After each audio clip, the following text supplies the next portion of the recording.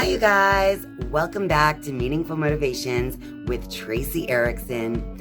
And of course, if you are new to this channel, welcome. My name is Tracys Erickson, and this is video number 4 in the Evolution of Consciousness series. And in this part 4, we will be discussing the 7 stages of initiation. So stay tuned.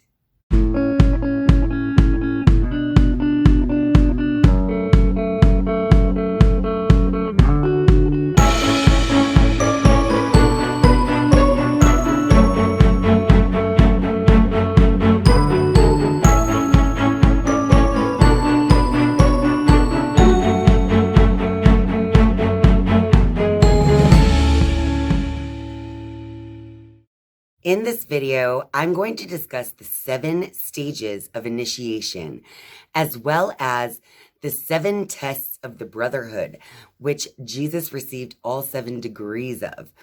Now, the reason I decided to do this video is because obviously in all of the different initiation rituals that we've heard of, there are some similarities between these rituals. So we'll be looking at some different works to kind of decipher what these 7 stages of initiation mean and what they represent. This video is sponsored by me and Tracys Apothecary. Tracys Apothecary is my new Etsy shop where I will be selling my intuitively selected essential oil and crystal blends. Each of these products from Tracys Apothecary are created with the highest intentions for the highest good of all concerned. And each of these products is created in a sound bath of high vibration healing music in an environment which is cleansed with the smoke of white sage and purified with the smoke of Palo Santo each day. Each and every product from Tracys Apothecary will be charged with Reiki by me before being sent off to you. All of the products at Tracys Apothecary are made with 100% pure ingredients, so you never have to worry about what is going into these products. If you would like to visit Tracys Apothecary to support this channel, you can go to tracysapothecary.etsy.com and check out all of the different oil roller fragrances and blends that I have to offer there.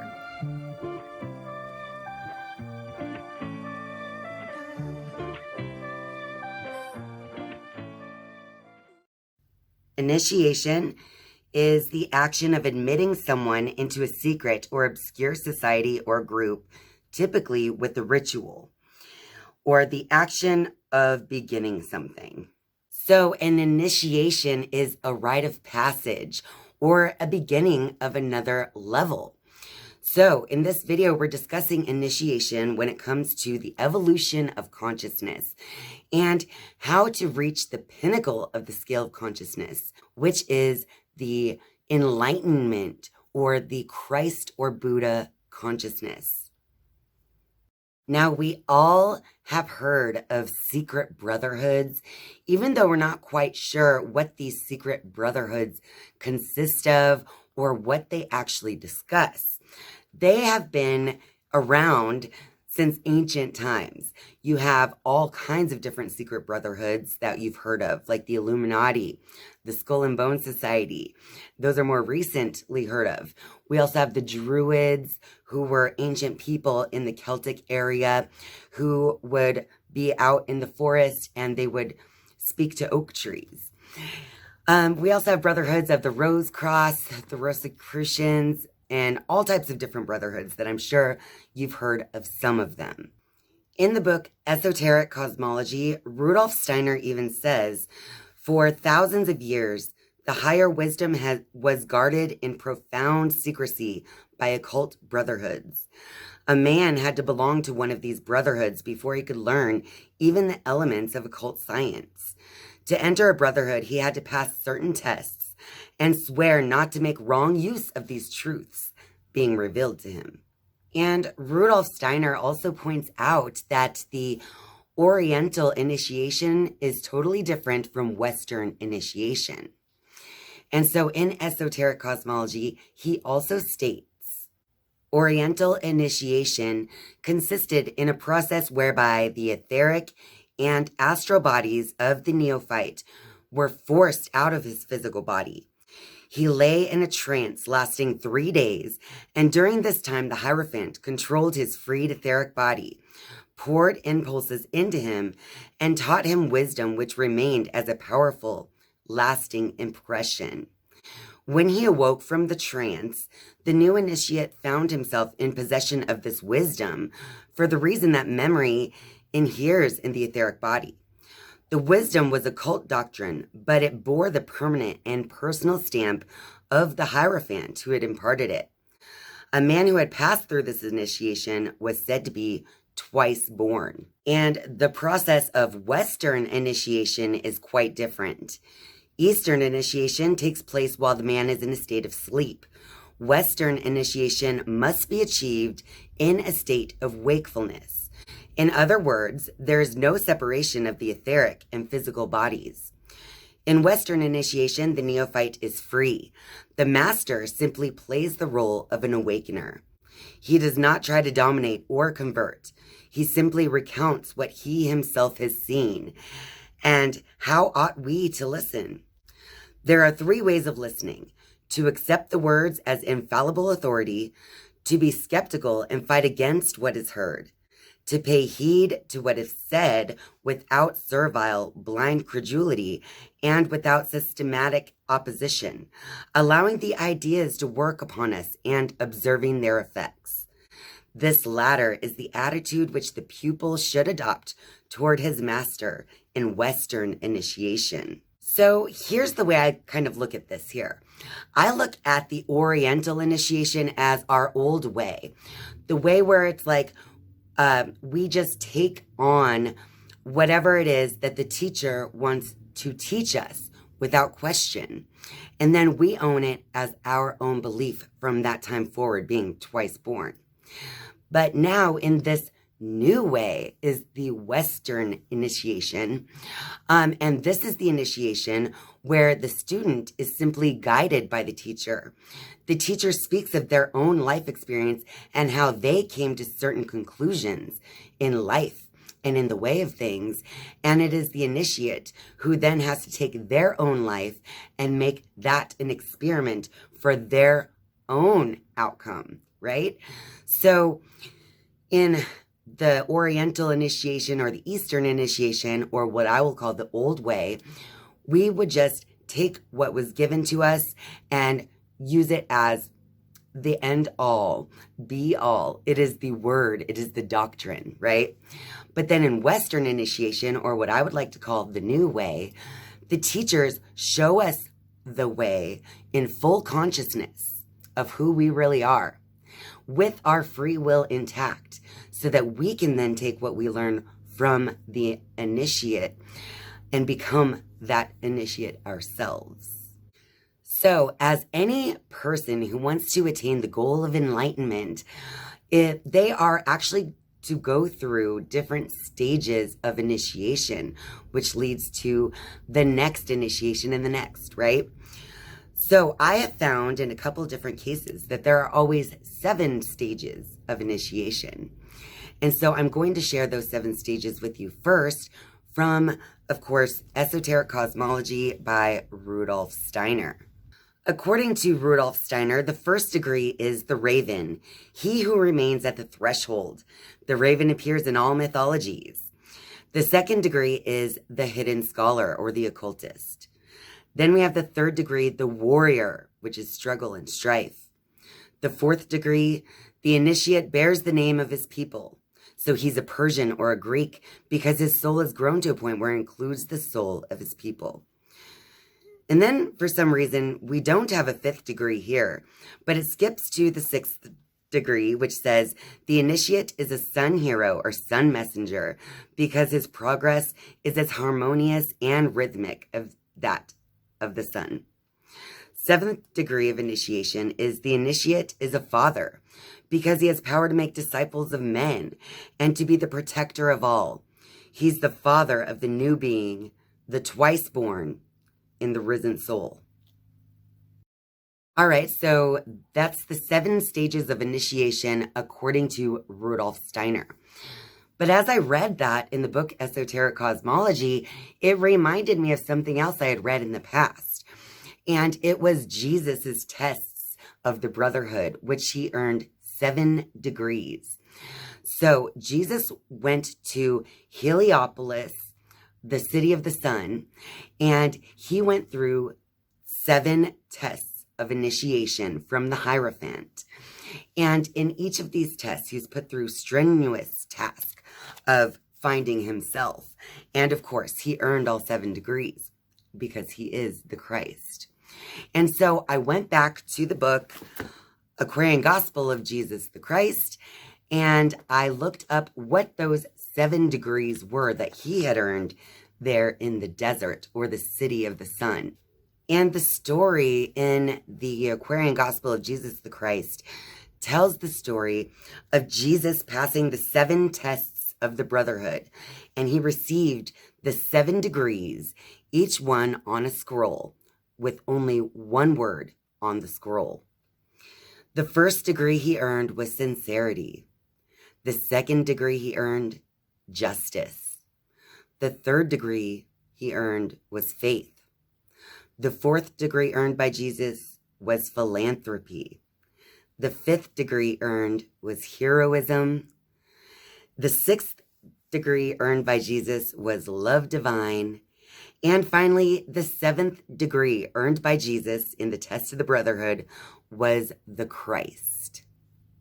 Now, in the case of initiation into each different level, I'm seeing that, especially in the Aquarian Gospel of Jesus the Christ, in the story of Jesus in the city of the sun, it seems to me like it's telling the story of Jesus in the desert for 40 days and 40 nights, being tempted by the devil everywhere he turns.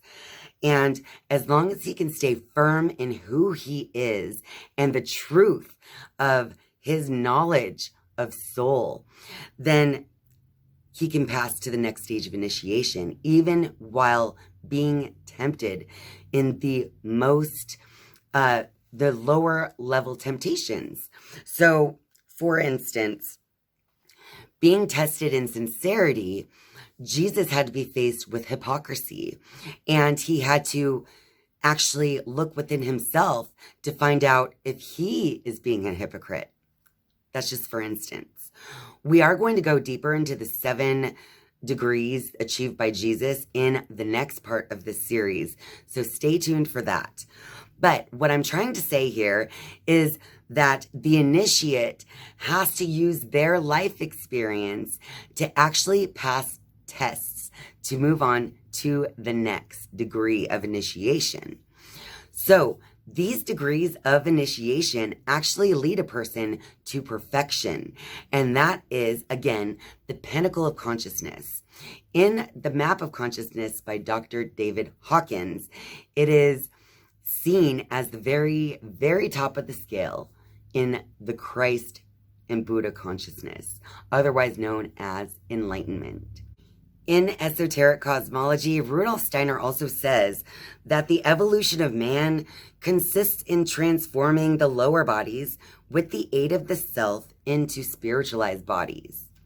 Now, another quote is, the evolution of man amounts to a transformation of the lower bodies by the higher self. So there is a word of warning about the initiations into the higher consciousness. And that is in the mythological story of Icaruss. I'm not sure if I'm pronouncing his name right, but anyway, in Esoteric Cosmology, if you remember, it said that the 6th degree is the initiate is a sun hero or sun messenger because his progress is as harmonious and as rhythmic as the sun. So I saw that part, realizing that I should probably look up symbology of the sun. But just under those degrees, it states here as well, The sun represents the vivifying movement and rhythm of the planetary system. The legend of Icaruss is a legend of initiation. Icaruss has attempted to reach the sun sphere prematurely without adequate preparation and is cast down. And of course, to understand what they mean by sun hero, I turned to Taschen's Book of Symbols and found a page all about the sun.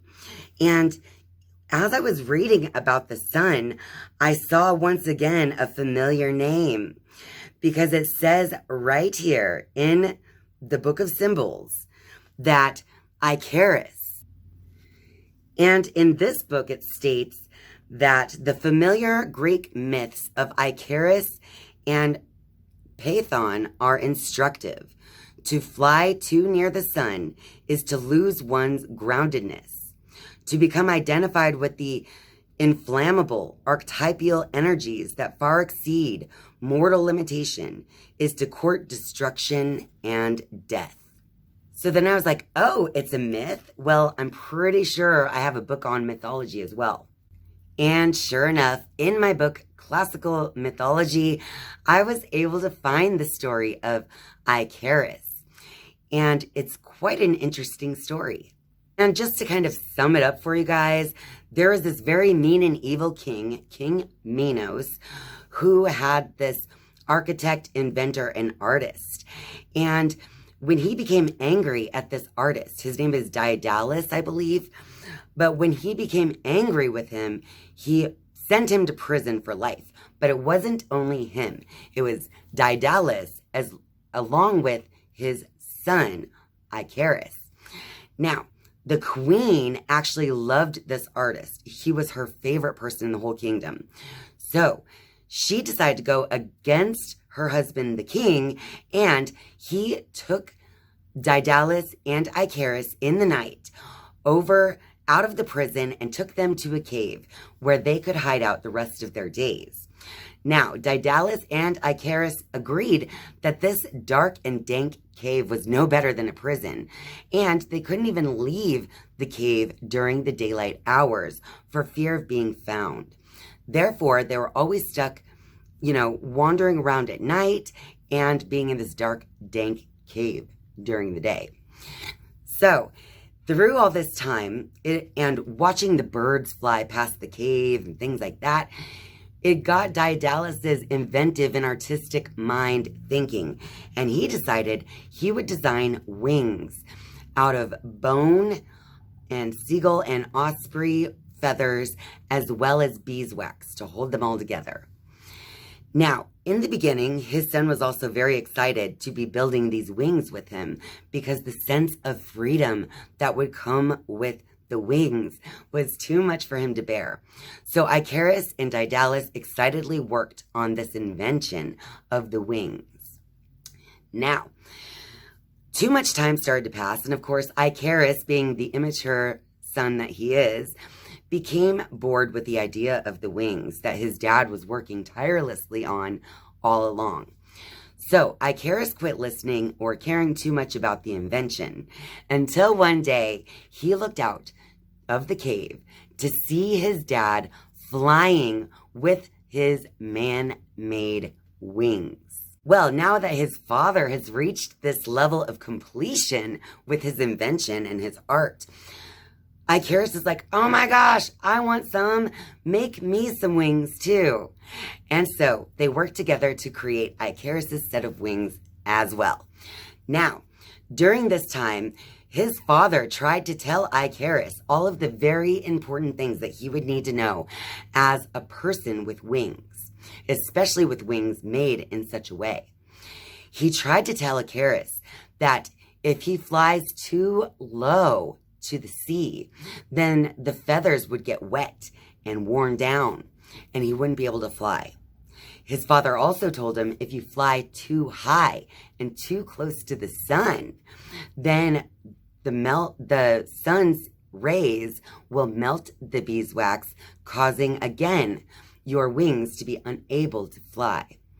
Icaruss didn't care what his dad had to say. He was just so excited to get to flying. So he was barely even listening. So when they were done, both father and son decided to take their wings and fly out of that cave so that they could have eternal freedom. Now, while the dad was flying in his perfect medium height, the middle path, he would once in a while look back to see his son behind him. But then, one of the times he looked back, he noticed that Icaruss is way too high in the sky. He was having so much fun with these wings that he went to see how much higher and higher and higher he could fly. And so Daedalus tries to yell at Icaruss saying, "No, you are flying too high. The sun will melt the beeswax." And of course, Icaruss could not hear him. He was already way too high up in the sky. And just then, Icaruss begins to realize that the beeswax began to melt due to the heat of the sun's rays. And soon enough, he went spiraling down into the sea to his death. So it's through myths and legends that we can learn valuable lessons in the symbology. So even when you have a new freedom in your thinking, you don't want to try to jump along too far, because that's when you will melt the beeswax, so to speak. Now, it was Daedalus, it was the father of Icaruss, who was able to successfully fly. But why was he able to successfully fly? It's because he took the middle road. He did not fly too low to get wet with the water, and he did not fly too high to get burned by the sun. And so therefore, he was successful at flight. Now, Icaruss, in his excitement and it wasn't a bad thing. He was just so excited. He just wasn't listening. He didn't hear the rules. He didn't pay attention to what was actually happening to his wings. It's much the same with these stages of initiation. You cannot go farther along the path of initiation than you are now. So it's best to keep the middle road. It's best to understand that you are receiving from the world around you.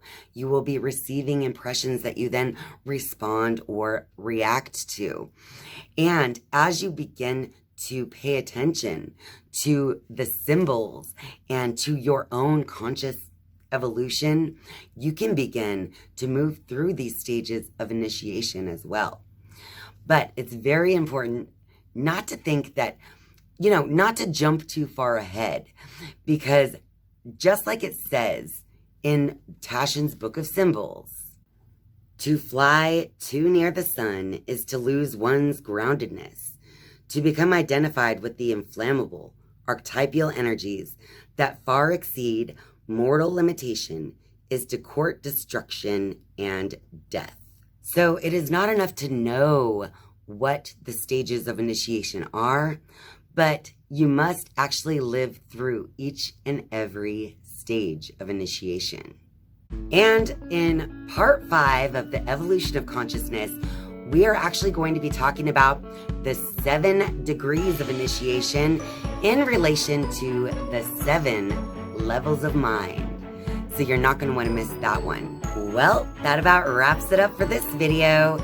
So if you like this video, be sure to click that like button and share this video with all your friends out there. And of course, if you're a viewer but not yet a subscriber, I would just love for you to click subscribe down below. And once you have subscribed, you can then turn on the notifications bell if you would like to be notified each and every time I upload a new video. Thank you guys so much for watching and spending your time with me. I love you, and I'll see you next time. Bye.